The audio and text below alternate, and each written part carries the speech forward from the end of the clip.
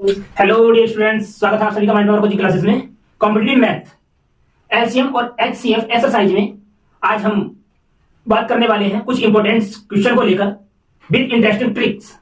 तो बने रहिए वीडियो में शुरू से आखिर तक, क्योंकि ये सवाल होने वाले हैं आपके लिए बहुत ज्यादा महत्वपूर्ण। सबसे पहले हम बात करने वाले हैं यहाँ पर भिन्नों के लघुत्तम समापवर्तीय एवं महत्तम समापवर्तक को लेकर। भिन्न अर्थात फ्रैक्शंस में हम सभी जानते हैं कि कोई भिन्न होती है अगर, तो उस भिन्न में जो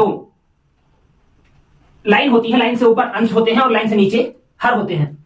यहां पर जब हमसे बात करी जाती है भिन्नों का लैसे निकालने के लिए, तो हम सबसे पहले क्या करते हैं, भिन्न में उपस्थित जो अंश होते हैं उनका लैसे लेते हैं और हरों का मैसे लेते हैं। उसी प्रकार जब भिन्न का मैसे निकाला जाता है तो दी गई भिन्न में उनके अंशों का मैसे लिया जाता है और हरों का लैसे। एलसीएम एंड एचसीएफ एक्सरसाइज में अब हम बात करेंगे भिन्नों के सरलतम रूप को लेकर। देखिए, बात हमारी जो एक्सरसाइज है वो तो एलसीएम एंड एचसीएफ की है, तो यहाँ पर भिन्नों के सरलतम रूप का एलसीएम और एचसीएफ से क्या रिलेशन है, इस बात को समझने के लिए हमें देखना होगा कि प्रत्येक भिन्न में अंश और हर, इसके दो पार्ट होते हैं। और हमें अगर किसी भी भिन्न का सरलतम रूप ज्ञात करना होता है तो उसके अंश और हर में ऐसी कोई भी संख्या ना हो जो दोनों में उभयनिष्ठ हो या उभयनिष्ठ गुणनखंड के रूप में हो। क्योंकि भिन्न का सरलतम रूप जब हमें बनाना होता है तो एक आदर्श भिन्न में अंश और हर दोनों ही संख्याएं सह अभाज्य होनी जरूरी है तथा उसका अंश हर से सदैव छोटा होना जरूरी है। तो इस स्थिति में यहां पर हम इस बात को तो देख पा रहे हैं कि अंश छोटा है और हर बड़ा है। अंश यहां पर भी छोटा है, हर बड़ा है, अंश यहां पर भी छोटा है और हर बड़ा है। लेकिन इसका आदर्श रूप या सरलतम रूप ज्ञात करने के लिए हमें अंश और हर में जो उभयनिष्ठ गुणनखंड मौजूद है, अर्थात अंश और हर का मैसे जो यहां पर उपस्थित है, उसे हमें पहले निरस्त करना होगा, तब जाकर हमें सरलतम रूप प्राप्त होगा। तो यहां पर भिन्नों को सरल करने में भी कहीं ना कहीं एलसीएम और एचसीएफ का ही योगदान होता है। अभी हमारे पास क्वेश्चन नंबर 1 है 391/667। तो यहां पर हम देखते हैं 391 और 667 का मैसे ज्ञात करके कि इसमें कुछ उभयनिष्ठ है या नहीं है। तो सबसे पहले हम क्या करेंगे, यहां पर 391 के हम उभयनिष्ठ गुणनखंड करने की कोशिश करेंगे। तो यहां पर हम देखते हैं कि ये 17 से पूरा पूरा विभाजित होता है, 17 दूनी 34 और 17 तिया 51। यानी कि 391 का जो मान आता है हमारे पास वो आता है यहां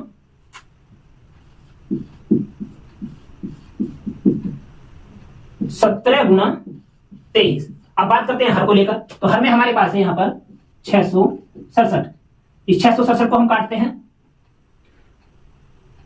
23 से, पहले 17 से काट कर देखते हैं, 17 तिया 51 और यहां पर बचते हैं 15। तो 17 से तो ये कटेगा नहीं, सीधे सीधे 23 से विभाजित करते हैं।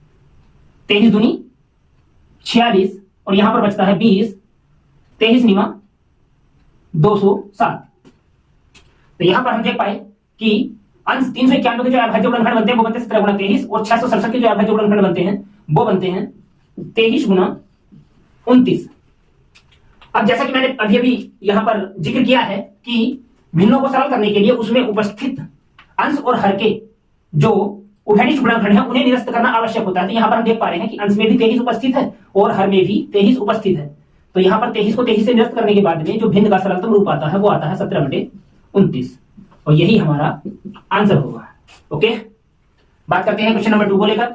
यहां पर हम देख पा रहे हैं 1485 या 1485 और अंश होता है और हर में है यहां पर 4356। इसका सरलतम रूप ज्ञात करने के लिए फिर हम पहले वाले सवाल की ही तरह अंश और हर दोनों का मैसे ज्ञात करने की कोशिश करते हैं और जो मैसा होता है या उभयनिष्ठ गुणनखंड होते हैं या सम अपवर्तक होता है उसे हम निरस्त करते हैं, तब जाकर हमें भिन्न का सरलतम रूप प्राप्त होता है। तो यहां पर हम सबसे पहले अंश का प्राइम फैक्टराइजेशन करते हैं। तो यहां पर हमारे पास संख्या है 1485 और इसे हम सबसे पहले देखते हैं 5 8 13 4 17 और 1 18, यानी कि ये जो है सबसे पहले 3 से विभाजित होगा। तो यहां पर 3 चौक 12, 3 9 27, 3 पंजे 15, फिर 5 9 14 और 4 18, यानी कि फिर 3 से विभाजित होगा, 3 कम 3, 3 6 18 और 3 पंजे 15, फिर 3 से विभाजित होगा, 3 पंजे 15 और 3 पंजे 15। यहां पर हम देखते हैं 5 से विभाजित होगा 11 बार, अर्थात हमें यहां पर 1485 और 4356 बटे में है 1485 के अभाज्य गुणनखंड प्राप्त होते हैं 3 गुना 3 गुना 3 गुना 5 गुना 11। अब देखते हैं बटे में 4356। तो 4356 के हम फिर से अभाज्य गुणनखंड करते हैं। यहाँ पर इकाई का अंक 6 है तो ये 2 से विभाजित होगा, 2 दूनी 4, 2 एकम 2, 2 सत्ते 14 और 2 अट्ठे 16, 8 15 16, 16 और 3 19। 3 से तो विभाजित होगा, फिर 2 से काटते हैं, 2 एकम 2, 2 अट्ठे 16 और 2 9 18, 9 8 17 और 1 18। अब ये 3 से विभाजित होता है, 3 तिया 9 3 6 18 और 3 3 9, फिर 3 से विभाजित होगा, 3 एकम 3, 3 दूनी 6 और 3 एकम 3। यहाँ पर ये 11 से विभाजित होता है, 11 11 121। तो यहाँ पर हमें हर के अभाज्य गुणनखंड प्राप्त होते हैं। 2 गुना 2 गुना 3 गुना 3 गुना 11 गुना 11। यहाँ पर जो अंश और हर में उभयनिष्ठ गुणनखंड होते हैं उन्हें हम निरस्त करते हुए चलते हैं। 3 से 3, फिर दूसरे 3 से दूसरा 3, फिर यहाँ पर 11 से 11, और जो शेष बचता है वो होता है 3 पंजे 15 अंश में बचा है, और हर में 2 दूनी 4 और 11 चौक 44। ये 15/44 ये हमारे क्वेश्चन का आंसर बनता है। वैसे ही क्वेश्चन नंबर 3 में भी हम सबसे पहले अंश और हर का मैसे ज्ञात करने की कोशिश करते हैं, या फिर प्राइम फैक्टराइजेशन के द्वारा जो उभयनिष्ठ गुणनखंड होते हैं उन्हें निरस्त करने की कोशिश करते हैं। क्वेश्चन नंबर 3 में हमारे पास अंश में उपस्थित है 1,28,352 और हर में उपस्थित है 2,38,368। अगर हमें इस भिन्न का या अंश बटे हर का सरलतम रूप ज्ञात करना है, तो जैसा कि हमने इसमें उभयनिष्ठ गुणनखंडों को या फिर अपवर्तकों को निरस्त किया है, वैसे ही हम इस सवाल में, क्योंकि यहाँ पर अंश और हर दोनों ही विस्तृत संख्याएं हैं या बड़ी संख्याएं हैं, तो इनके लिए हम मैसे को ज्ञात करने की कोशिश करते हैं। तो यहाँ पर हम देख पाते हैं कि अंश छोटा है और हर बड़ा है। छोटी संख्या से बड़ी संख्या को भाग किया जाए, तो 1,28,352 से हम भाग करते हैं 2,38,368 को। तो यहाँ पर हम 12 दूनी 24 यानी कि एक ही बार भाग जाएगा, तो 1,28,352 को घटाते हैं, हमें प्राप्त होता है 1,10,016। अब इस 1,10,016 अर्थात शेष फल से हम पहले वाले भाजक को भाग करते हैं, तो ये हमारे पास है 1,28,352। यहां पर हम इसे भाग करते हैं तो फिर से एक बार जाता है, और ये हमें प्राप्त हो जाता है यहां पर 12 में से 6 जाता है 6, और 4 में से 1 जाता है 3, फिर यहां पर बचता है 3 8 1 18,336, और 18,336 से हम पुनः भाग करते हैं इससे पहले वाले भाजक को, अर्थात 1,10,016 को। तो ये यहाँ पर 18 छक्का 108 यानी कि 6 बार भाग जाता है, तो 6 छक 36, 6 18 और 3 21, मतलब पूरा पूरा भाग जाता है ये 6 बार। तो यहाँ पर शेष आता है 0। अब अंतिम शेषफल 0 आया है 18,336 वाले भाजक की वजह से। तो यहाँ पर जो इन दोनों संख्याओं का अंश और हर का जो मैसा बनता है वो बनता है 18,336। मतलब इस 18,336 से हमें पता चल जाता है कि 18,336 अंश और हर दोनों में अर्थात मैसा के रूप में उपस्थित है। तो यहाँ पर हम इस संख्या को सीधे सीधे लिख सकते हैं 18,336 गुणा 18,336 से 1,28,352 को काटा जाए तो 6 सत्ते 42, यहाँ 6 से हम देते हैं 6 सत्ते 42, मतलब ये 7 बार गुणा करता है। और यहाँ 18,336 से हम यहाँ पर भाग करते हैं 2,38,368 में, तो ये हमें प्राप्त होता है 18 छक्का 108 या 13 बार। तो हम यहाँ पर देख पाते हैं कि 18,336 दोनों में ही उभयनिष्ठ होता है, और यहाँ पर जो गुणनखंड 7 और 13 के रूप में आए हैं ये सह अभाज्य संख्याएं हैं। अर्थात यहाँ पर 1,28,352 बटे 2,38,368 का सरलतम रूप होगा, वो होगा 7/13। ओके, अब बात करते हैं क्वेश्चन नंबर 4 को लेकर। यहाँ हमसे क्वेश्चन नंबर 4 में बोला गया है 36 तथा 84 का मैसे ज्ञात करो। अब यहाँ मैसे ज्ञात करने के हमारे पास 2 तरीके होते हैं, या तो भाग विधि के द्वारा या फिर अभाज्य गुणनखंड विधि के द्वारा। तो यहाँ पर हम सबसे पहले यूज करेंगे भाग विधि को। तो भाग विधि में हम देख रहे हैं यहाँ पर 36 छोटा है और 84 बड़ा है, तो छोटी संख्या से बड़ी संख्या को भाग दिया जाए। यहाँ 36 से हम भाग कर रहे हैं 84 में, और ये होता है 36 दूनी 72।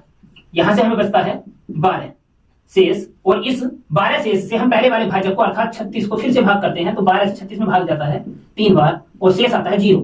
जिस भाजक की वजह से अंतिम शेषफल 0 आया है वही भाजक हमारा मैसे होता है। तो यहां पर मैसे हम प्राप्त कर पाए 12, क्योंकि 12 की वजह से अंतिम शेषफल हमारे पास 0 हमें प्राप्त हुआ है। अब हम देखते हैं यहाँ पर अभाज्य गुणनखंड विधि। तो यहाँ पर हम क्या करेंगे अभाज्य गुणनखंड विधि के लिए 36 और 84 इन दोनों के अभाज्य गुणनखंड हम प्राप्त करते हैं सबसे पहले। तो यहाँ 36 को हम काटते हैं 2 से 18 बार, फिर 2 से काटते हैं 18 को 9 बार, 3 से 3 कटता है, और यहाँ हम 84 के अभाज्य गुणनखंड करते हैं 2 से काटते हैं, तो यहाँ पर हमें प्राप्त होता है 2 चौक 8 और 2 दूनी 4 42। 2 से फिर विभाजित करते हैं तो ये करता है 21 बार, और यहाँ हम 3 से भाग करते हैं 21 को 7 बार। अब हमने यहाँ पर देखा है कि 36 के गुणनखंड के रूप में हमें प्राप्त हुआ 2 गुना 2 गुना 3 गुना 3 और 84 के गुणनखंड प्राप्त हुए 2 गुना 2 गुना 3 गुना 7। तो हम यहाँ पर देखते हैं उभयनिष्ठ गुणनखंड। तो उभयनिष्ठ गुणनखंड यहाँ पर 2 है, यहाँ पर भी 2 है, तो हम यहाँ पर लिख देते हैं 2 गुना, अब यहाँ पर फिर दूसरा 2 है, दोनों में उभयनिष्ठ।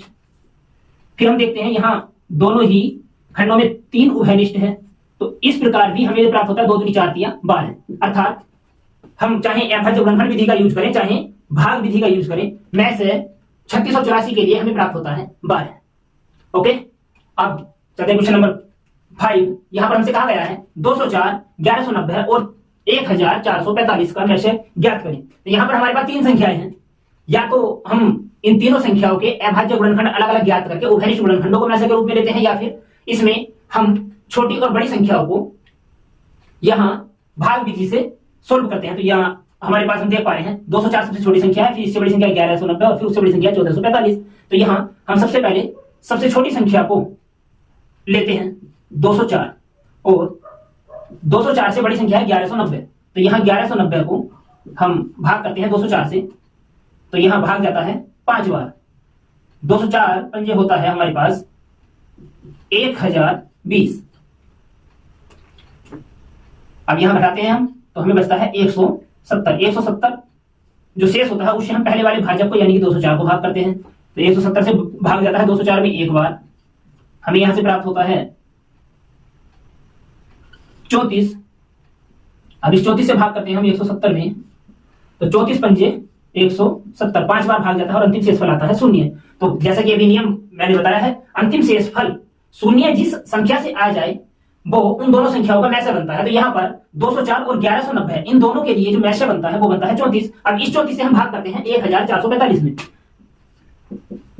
1445 में, तो 1445 में भाग करते हैं 34 से, तो ये 3 चौक 12 यानी कि 4 बार भाग जाता है हमारा। 4 चौक 16, हासिल 42, 4 के 12 और 1 13, 136 बार। अब 14 में से 6 गया 8 बचता है, और यहां पर 3 हम नेक्स्ट जो हमारे पास डिजिट है 5 इसे उतारते हैं और 85 में भाग करते हैं 34 से, तो 34 दूनी 68 और यहां 15 में से 8 गया 7, फिर यहां जो बचा है 7 में 6 गया 1, 17 हमारे पास शेष होता है। तो इस 17 से हम भाग करते हैं पहले वाले भाजक अर्थात 34 को, तो ये 2 बार जाता है और अंतिम शेष आता है 0। यहां पर 204 और 1190 के लिए अंतिम जो शेष 0 आया था वो 34 से आया था, और यहां इन दोनों का मैसा बना 34, तो इस 34 से हम तीसरी संख्या अर्थात 1445 में भाग करते हैं, तो 34 से 42 बार भाग करने पर हमारे पास जो शेष बचता है वो बचता है 17। इस 17 से हम 2 बार भाग करते हैं 34 में, तो अंतिम शेष आता है 0। और ये अंतिम शेष तीसरी संख्या से हमें प्राप्त हुआ है, तो हम यहां पर बोल सकते हैं जो मैसे है इन तीनों संख्याओं के लिए होगा वो 17 होगा। ओके, अब देखते हैं क्वेश्चन नंबर 6 अर्थात 6। इसमें हमसे बोला गया है 2923 तथा 3239 का मैसे ज्ञात करो। तो यहां हम देख पाते हैं कि 2923 छोटी संख्या है 3239 से, तो यहां हम भाग विधि से अगर मैसे ज्ञात करें तो हम छोटी संख्या से बड़ी संख्या को भाग करते हैं। तो यहां पर हम 2923 से भाग करते हैं 3239 में, तो यहां पर पहाड़ा हमारा जाता है एक बार 2923, 9 में से 3 गया 6 और 3 में से 2 गया 1, 12 में से 9 गया 3, 316 यहां पर शेष बचता है। तो इस शेष से हम पहले वाले भाजक अर्थात 2923 को भाग करते हैं, तो ये जाता है यहां पर 9 बार। 9 छक 54 का 4 हासिल 5, 9 एकम 9 और 5 14 का 4 हासिल 1, 9 27 और 1 28, 2844 में प्राप्त होता है 316 का 9 बार गुणा करने पर। अब 13 में से 4 गया 9 और यहां बचता है 1, 11 में से 4 गया 7, इस 79 से हम भाग करते हैं 316 में, तो ये भाग जाता है 4 बार। 4 9 36 का 6 हासिल लगे 3, 4 7 28 और 3 31, 316। 79 का पहाड़ा 4 बार पढ़ने पर 316 पूरा पूरा आता है, तो अंतिम शेष बचता है 0। अब मैसे के लिए जैसा कि हमने पहले ही बताया है कि अंतिम शेषफल 0 जिस भाजक से बचे वही भाजक हमारा मैसे अर्थात महत्तम समापवर्तक होता है। तो यहां पर जो मैसे बनता है वो है 79 हमारे क्वेश्चन का आंसर। अब यहां पर हम देखते हैं क्वेश्चन नंबर 7।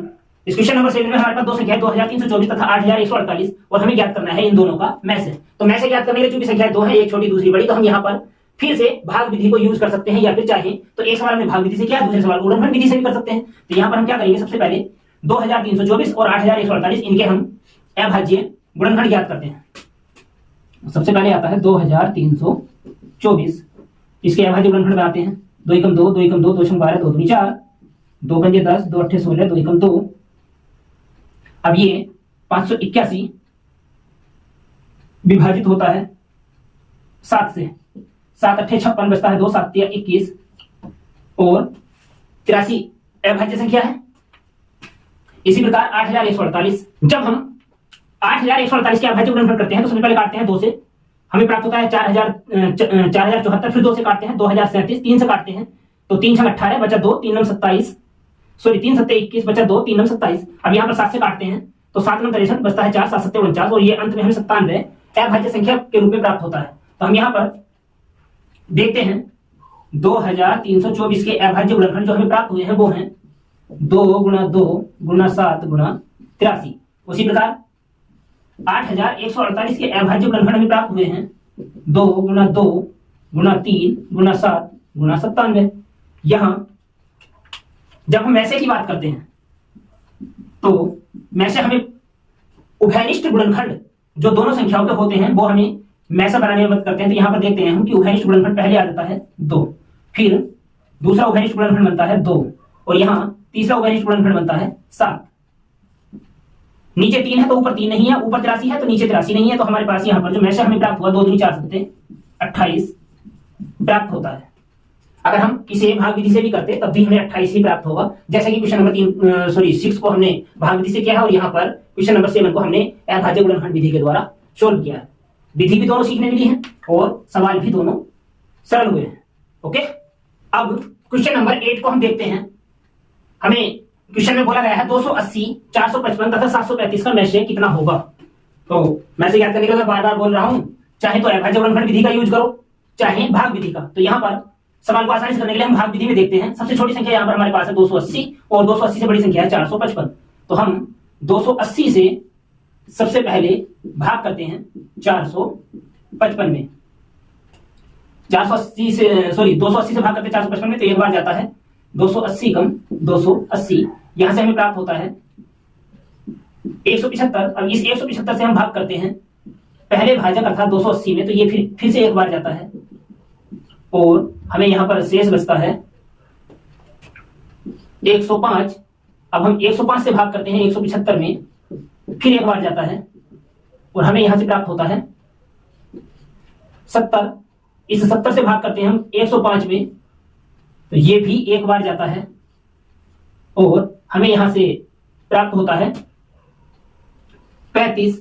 35 से भाग करते हैं हम 70 में, तो ये 2 बार पूरा जाता है और अंतिम शेष आता है 0।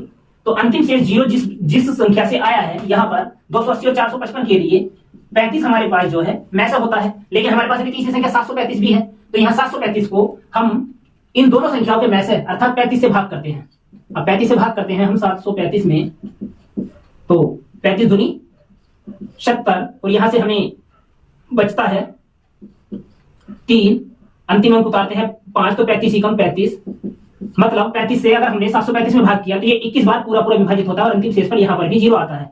अतः हम बोल सकते हैं कि 280, 455 और 735 इन तीनों संख्याओं का जो मैसे होगा वो मैसे होगा 35।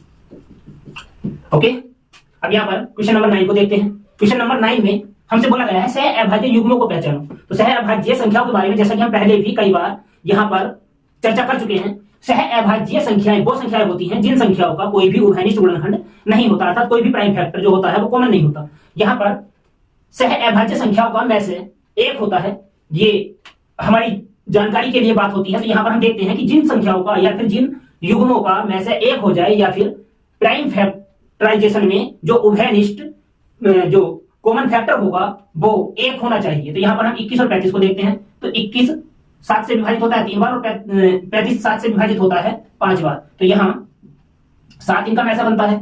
अब यहाँ पर देखते हैं हम 16 को और 62 को। 16 भी सम संख्या है और 62 भी सम संख्या है, तो यहाँ पर तो 2 इनमें कॉमन फैक्टर के रूप में ऑलरेडी उपस्थित है, तो ये भी सह अभाज्य युग्म नहीं होंगे। ये सह अभाज्य युग्म नहीं है क्योंकि इसमें 7 कॉमन फैक्टर है, और यहाँ पर 16 और 62 सह अभाज्य युग्म नहीं है क्योंकि इसमें 2 कॉमन फैक्टर है। अब यहाँ पर देखते हैं 23 और 92 में, तो 23 और 92 को हम देख पा रहे हैं 23 23 और 23 92, यहाँ पर 23 कॉमन फैक्टर के रूप में उपस्थित है, तो ये भी हमारे पास सह अभाज्य युग्म नहीं है। अब यहाँ पर हम देखते हैं 18 और 25 को।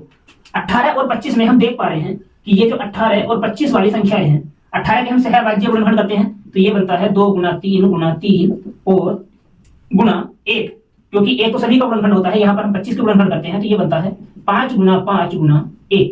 हम यहाँ पर देखते हैं कि इसके प्राइम फैक्टराइजेशन में जो उभयनिष्ठ गुणनखंड है वो केवल और केवल 1 है, ऊपर 2 है नीचे 2 नहीं है, ऊपर 3 है नीचे 3 नहीं है, नीचे 5 है ऊपर 5 नहीं है। तो यहाँ पर हमें 18 और 25 का 18 और 25 का जो में से प्राप्त हुआ है वो में से प्राप्त हुआ है 1। अतः 18 और 25 वाला जो युग्म है ये सह अभाज्य युग्म है। ओके, अब हम देखते हैं क्वेश्चन नंबर 10 अर्थात 10 को। तो यहां पर हमसे क्वेश्चन में बोला गया है कि 7/9, 14/15 और 7/10 ये 3 भिन्न हैं। इन 3 भिन्नों का हमें मैशे ज्ञात करना है। तो जैसे कि हमने अभी एक्सरसाइज की शुरुआत में चर्चा की थी कि भिन्नों का जो मैशे होता है ज्ञात करने के लिए हमें अंश का मैशे प्राप्त करना होता है, और जो हर होते हैं हरों का लैसे प्राप्त करना होता है। मतलब भिन्नों का जो मैशे होगा वो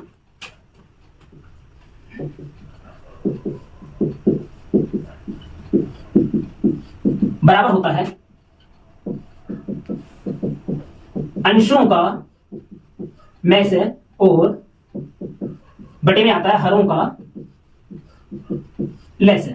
अब इसके अकॉर्डिंग हम यहां पर देखते हैं कि जो अंश हमारे पास है भिन्न दी हुई भिन्न में 7, 14 और 7, तीनों भिन्न के लिए हमारे पास जो अंश है वो 7 और 14 है। तो 7 और 14 का मैशे हम अनुमान से भी बताएं तो मैशे आता है यहाँ पर 7, क्योंकि 7, 14 और 7 ये तीनों ही संख्या 7 से पूरी पूरी विभाजित होती हैं। अब बात करते हैं हरों के लैसे की। तो यहाँ पर हमारे पास हर है 9, 15 और 10। हम 9 के, 15 के और 10 के इन तीनों के अभाज्य गुणनखंड ज्ञात करते हैं। तो अभाज्य गुणनखंड में हमें प्राप्त होता है 3 गुना 3, और 15 के लिए प्राप्त होता है हमें 3 गुना 5, और 10 के लिए प्राप्त होता है हमें 2 गुना 5। तो यहाँ पर हम देख पा रहे हैं कि जो हरों का लैसे बनेगा, लैसे में जो 10 का प्राइम फैक्टर है 2 सबसे पहले आ गया। फिर हम देखते हैं कि यहाँ पर 3 ज्यादा से ज्यादा 2 बार उपस्थित है, तो यहाँ पर 3 गुना 3 आ गया। फिर हम देखते हैं कि 5 यहाँ पर ज्यादा से ज्यादा केवल 1 बार उपस्थित है, तो हमें प्राप्त होता है इस तरीके से अंश का मैशे 7 और हर का लैसे यानी कि 2 3 6 18 पंजे 90। यही हमारे क्वेश्चन नंबर 10 का आंसर बनेगा 7/90। अब देखते हैं हम क्वेश्चन नंबर 11 को। बिल्कुल क्वेश्चन नंबर 10 की तरह है। यहाँ पर हमसे बोला गया है 9/10, 12/25, 18/35 और 21/40 का मैशे ज्ञात करो। अब की बार हमारे पास जो संख्याएं हैं जो भिन्न है वो 4 है, और इन चारों ही भिन्नों में हम देख पा रहे हैं पहले वाले ही सूत्र को यूज करेंगे, भिन्नों का मैशे बराबर अंश का मैशे बटे हर का लैसे। तो यहाँ पर जो हमारे पास अंश है वो है 9, 12, 18 और 21। तो हम सबसे पहले 9 से भाग करते हैं 12 में मैशे ज्ञात करने के लिए। तो 9 से 12 में भाग किया हमने, 9 एकम 9 बचता है 3, 3 से भाग करते हैं 9 में, तो 3 तिया 9, अर्थात हमें 9 और 12 के लिए जो मैशे प्राप्त हुआ है वो प्राप्त हुआ है 3। अब इस 3 से हम भाग करते हैं 12 में, 3 चौक 12, 4 बार, 3 छक 18, 6 बार, 3 सत्ते 21, 7 बार। मतलब ये 3, 9, 12, 18 और 21 का मैशे होता है। तो यहाँ पर अंश जो हम भिन्नों के मैशे के लिए सूत्र यूज करते हैं, भिन्नों का मैशे बराबर अंश का मैशे हम प्राप्त कर चुके हैं 3। तो यहाँ पर अंश का मैशे तो हो जाता है 3। अब बात करते हैं हरों के लैसे को लेकर। तो 10, 25, 35 और 40 के लिए हम अगर लैसे निकालते हैं 10, 25, 35 और 40, इन्हें हम करते हैं तो आता है 2 पंजे 10, 25 भाग विभाजित होता नहीं, 35 भी विभाजित नहीं होता, 20 होता है। फिर हम 2 से काटते हैं 5, 25, 35 और 2 ढाई 20। अब यहाँ पर हम जो है फिर 2 से काटते हैं तो 5, 25, 35 और 2 पंजे 10। अब हम 5 से विभाजित करते हैं, 5 एकम 5, 5 पंजे 25, 5 सत्ते 35 और 5 एकम 5। अर्थात यहाँ से हमें प्राप्त होते हैं जो अभाज्य गुणनखंड वो 2 गुना 2 गुना 2 गुना 5 गुना 5 और गुना 7। हम इसे सोल्व करते हैं तो अंश का मैशे तो बनता है 3, 2 दूनी 4 दूनी 8 पंजे 40 पंजे 200 और 200 सत्ते 2 सत्ते 14 अर्थात 1400।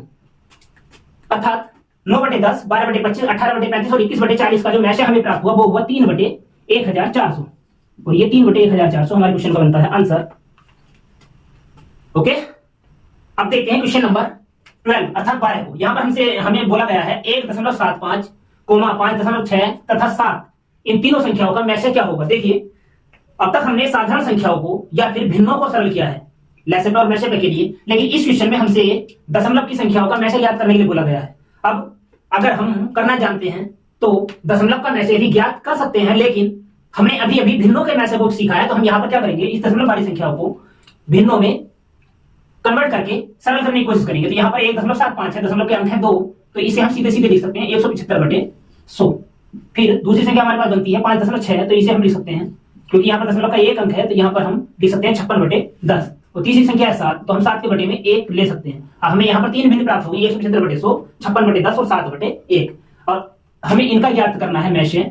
तो हम देखते हैं कि भिन्नों में कन्वर्ट करने के बाद में जो अंश हमें प्राप्त हुए हैं वो अंश क्या है, 175, 56 और 7। यहाँ पर 7 से हम, क्योंकि 7 हमारे पास छोटी संख्या है, 7 से बड़ी संख्या 56, तो 7 से 56 को काटते हैं, 7 8 56, तो ये 56 7 से विभाजित होता है 8 बार, और 7 से हम काटते हैं 175 को, तो 7 दूनी 14 और 7 पंजे 35, यानी कि 175 विभाजित होता है 25 बार। तो हम यहाँ पर जान पाते हैं कि जो अंश का मैसे बनता है वो बनता है 7। अब देखते हैं हरों में जो संख्याएं हैं वो हैं बड़ी संख्या 100, छोटी संख्या 10 और उससे छोटी संख्या 1। तो हरों का हमें लेना होता है लेसे, क्योंकि हम जब भिन्नों का मैसे याद करते हैं तो अंश का मैसे बटे हर का लेसे। उसके लिए हम देखते हैं 1, 10 और 100। यहां पर 10 की जो निम्नतम घात बनती चली जाएगी, 10 की घात 2, 10 की घात 1 और 10 की घात 0। तो यहाँ पर हम 10 की घात, जब हमें लेसे निकालना होता है तो किसी भी संख्या की बड़ी घात को हम लेसे के रूप में लेते हैं। तो यहाँ पर 10 की घात 2 को अर्थात 100 को हम लेसे के रूप में लेते हैं और हमें आंसर प्राप्त होता है 7/100। ये 7/100 इन तीनों भिन्नों के लिए मैसे का कार्य कर रहा है, अर्थात ये इन तीनों भिन्नों का जो मैसे है वो 7/100 बनता है। लेकिन हमें तो आंसर दशमलव में देना है क्योंकि सवाल हमारा दशमलव में था।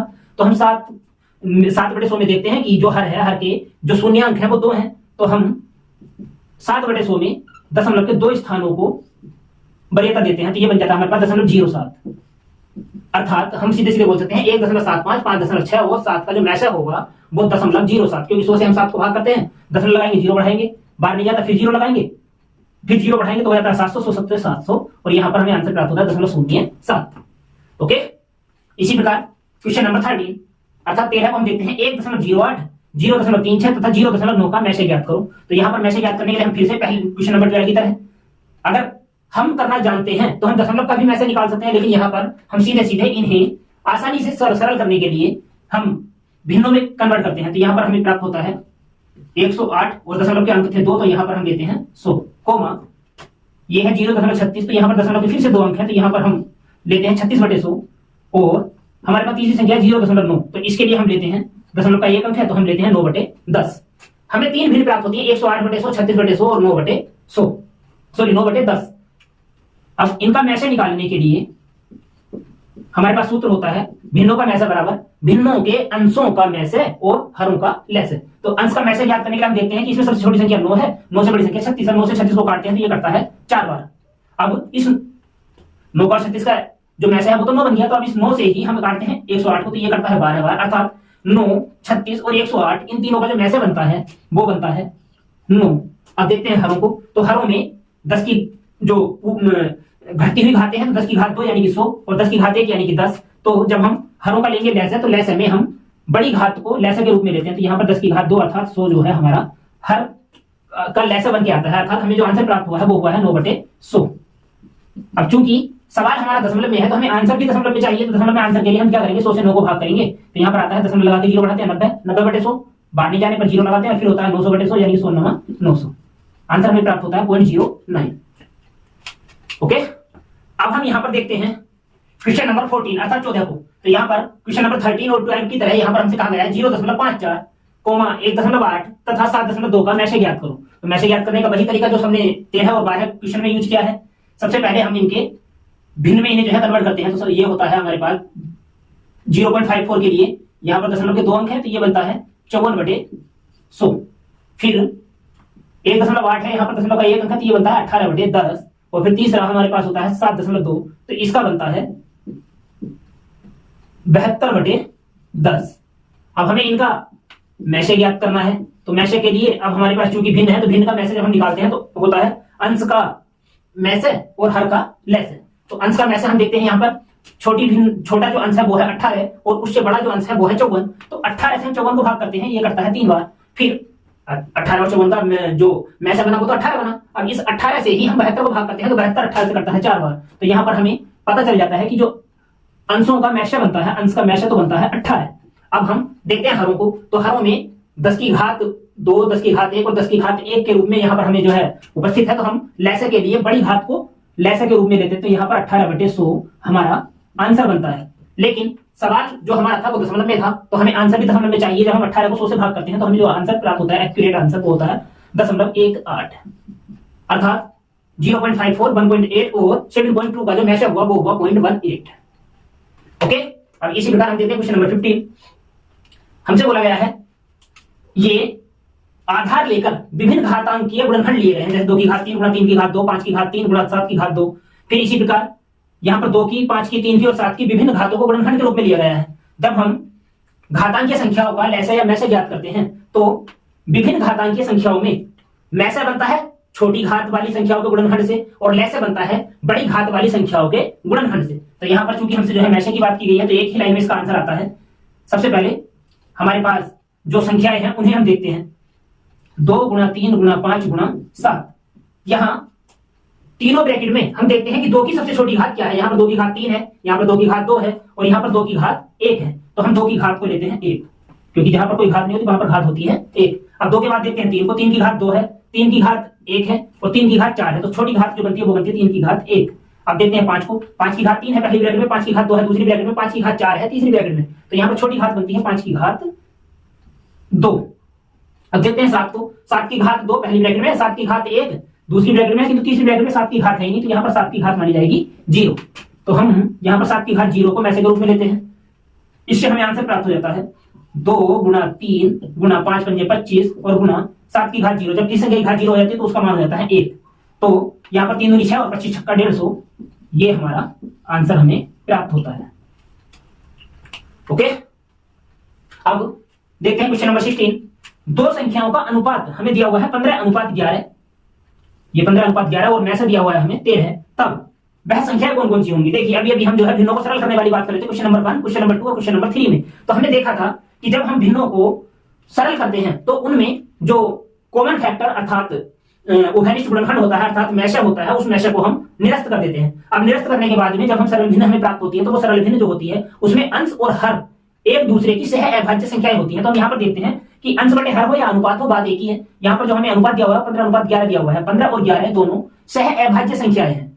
जब सह अभाज्य संख्याएं हैं तो ये दोनों जो हैं सरल भिन्नों का अनुपात है। अब जब अनुपात है तो सरल भिन्नों में भिन्नों को सरल करने के लिए जो मैशा होता है उसको निरस्त कर दिया जाता है। तो यहाँ पर हम निरस्त करे हुए मैशे को अगर वापिस अनुपात में गुणा कर दें तो हमें वो संख्या प्राप्त हो जाएंगी। यहाँ पर अगर हमें संख्या प्राप्त करनी है तो संख्याओं को प्राप्त करने के लिए हम क्या करेंगे, वह संख्याएं जो होंगी वो होंगी 15 जो अनुपात है और 13 जो हमारे पास मैशे है, तथा 11 अनुपात है और 13 मैशे है। इससे हमें प्राप्त होता है 15 × 45 हासिल बचता है 4, 15 × 15 और 4 19, 195 तथा 13 × 13 का 3, 13 × 13 और 1 14, 143। 195 तथा 143 ये जो है दोनों संख्याएं हैं जिनका अनुपात 15:11 है और इनका मैश है 13। ओके, अब बात करते हैं क्वेश्चन नंबर 17। क्वेश्चन नंबर 17 में हमसे बोला गया है तीन संख्याएं 1:2:3 के अनुपात में है तथा इनका जो मैश है वो 12 है, संख्याएं ज्ञात करो। ये क्वेश्चन नंबर 16 की ही तरह है। वहां पर संख्याएं 2 थी और 2 संख्याओं का अनुपात था। अब यहाँ पर संख्या 3 है और इन तीनों का अनुपात दिया हुआ है हमें और मैश हमारे पास 12 है। देखिए जैसे कि मैंने क्वेश्चन नंबर 16 में अभी भी चर्चा की है कि भाई अगर हमारे पास संख्याओं का अनुपात दिया हुआ है तो अनुपात में जो निरस्त भाग होता है वो मैशा होता है, अर्थात इस मैशा को वापस अनुपात में गुणा कर दिया जाए तो हमें जो मान प्राप्त होगा वो उन संख्याओं का वास्तविक मान प्राप्त होगा। तो यहाँ पर हम क्या करेंगे, उन तीनों संख्याओं को प्राप्त करने के लिए मैशा से वापस गुणा कर देते हैं। तो गुणा करने पर हमें प्राप्त होता है 1 × 12, दूसरी संख्या में प्राप्त होती है 2 × 12 और तीसरी संख्या में प्राप्त होती है 3 × 12। तो यहां से 12 कम 12 पहली संख्या, 24 दूसरी संख्या और 36 तीसरी संख्या होगी। ये हमारा आंसर बनता है। देखिए क्वेश्चन नंबर 18, 19 और 17 इन तीनों में एक चीज कॉमन है, वो है सह अभाज्य संख्या। तो यहां पर जैसे कि मैंने अभी भी बात की है मैं से के लिए, मैं से यहां पर भी है, मैं से यहां पर भी है और मैं से यहां पर भी है, इन तीनों सवालों में मैं से है। तो फिर ये जो अनुपात है ये क्या है? ये अनुपात यहां पर सह अभाज्य संख्याओं को प्रदर्शित कर रहा है। अब जब हमें मैसेज पता है तो हम सह अभाज्य संख्याओं को मैसेज के साथ गुणनखंड के रूप में लेते हैं ताकि हमें सवाल को सरल करने के लिए एक विकल्प प्राप्त हो जाता है। यहां पर हमें सवाल क्वेश्चन नंबर 18 में बोला गया है दो संख्याओं का योगफल 216 है और में से 27 है, तब संख्याएं कौन कौन सी हैं?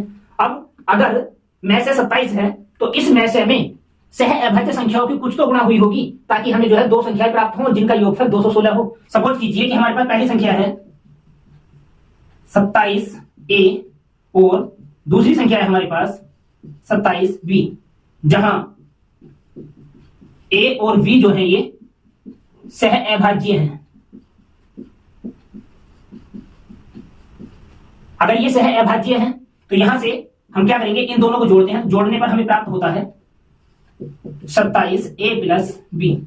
अभी 27a प्लस b का जो मान है हमारे पास 216 हमें दिया हुआ है, तो 27 से हम 216 को भाग करते हैं, 27 अट्ठे 216, तो यहां से हमें a प्लस b जो प्राप्त होगा वो 8 के बराबर होगा। इस 8 के सह अभाज्य युग्म अगर हम बनाते हैं तो वो बनते हैं या तो 1 प्लस 7 के रूप में या फिर 3 प्लस 5 के रूप में। 2 प्लस 4 बना नहीं सकते, सॉरी 2 प्लस 6 बना नहीं सकते क्योंकि 2 और 6 जो है वो सह अभाज्य युग्म नहीं बनाते।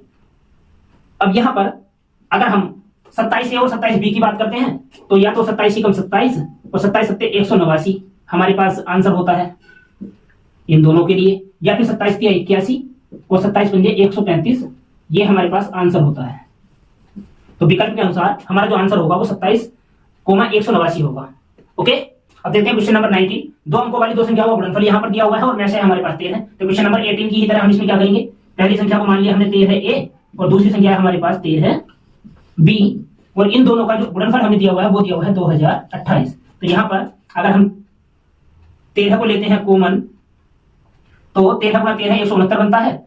यहां से हम एक 13 से काटते हैं तो हमें पहले 13 से काटने पर जो प्राप्त होगा वो प्राप्त होगा 13 कम 13 13 पंजे 65 और 13 छम 78। फिर दूसरे 13 से काटते हैं तो 13 ही कम 13 और 13 दूनी 26।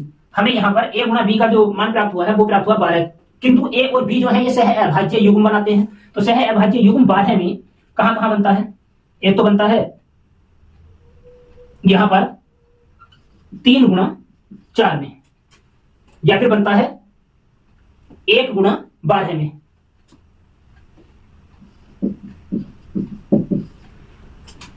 अगर हम 1 गुणा 12 या 3 गुणा 4 करते हैं तो 1 गुणा 12 के हिसाब से हमारे पास 13a और 13b के जो आंसर बनते हैं वो बनते हैं इससे 13 कम 13 और 13 की 12 से गुणा करते हैं तो 13 कम 13 और 13 दूनी 26, ये बनता है 156, जो कि हमारा आंसर 3 संख्याओं वाला हो जाता है। लेकिन 3 संख्याओं वाला आंसर ना लेकर हमें तो केवल 2 संख्याओं वाला आंसर लेना है, तो 1 गुणा 12 को हम छोड़ देते हैं और यहाँ पर 3 गुणा 4 से हम जो है आंसर बनाते हैं। तो यहाँ पर सबसे पहले बनता है, तब जो संख्याएं होंगी 2 अंकीय वो होंगी 13 तिया 39 और 13 चौका 52, ये हमारा आंसर होता है।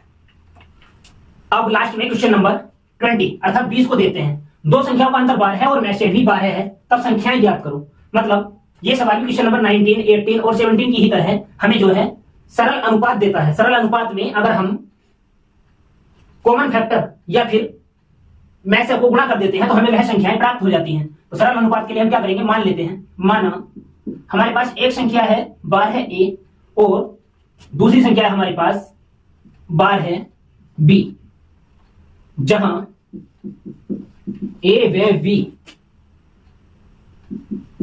सह अभाज्य युग्म है और a बड़ा है b से। तब हमसे सवाल में बोला गया है कि 12a और 12b का जो अंतर है वो 12 के ही बराबर है। तो हम 12 से 12 को काटते हैं तो a माइनस b का जो अंतर आता है वो आता है 1। अब ये 1 हमें छोटे से छोटे युग्म में कहां प्राप्त होगा, ये प्राप्त होगा हमें 2 माइनस 1 करने पर, या फिर प्राप्त होगा हमें 3 माइनस 2 करने पर, या फिर प्राप्त होगा हमें 4 माइनस 3 करने पर।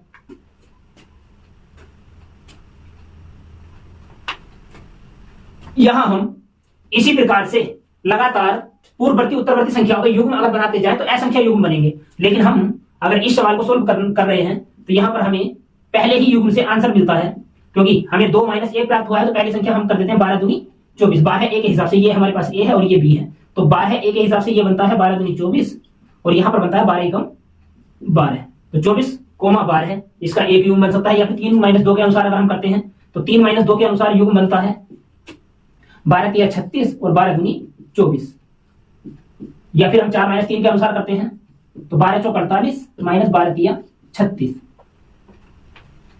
इसी प्रकार हम असंख्य आंसर इस क्वेश्चन के लिए प्राप्त कर सकते हैं। विकल्प में जो आंसर सही है उसको हम लेते हैं। ओके, आज के लिए कॉम्पिटिटिव मैथ क्लास में विराम लेते हैं। कल को मिलते हैं नए क्वेश्चंस और नए कंसेप्ट्स के साथ। ओके।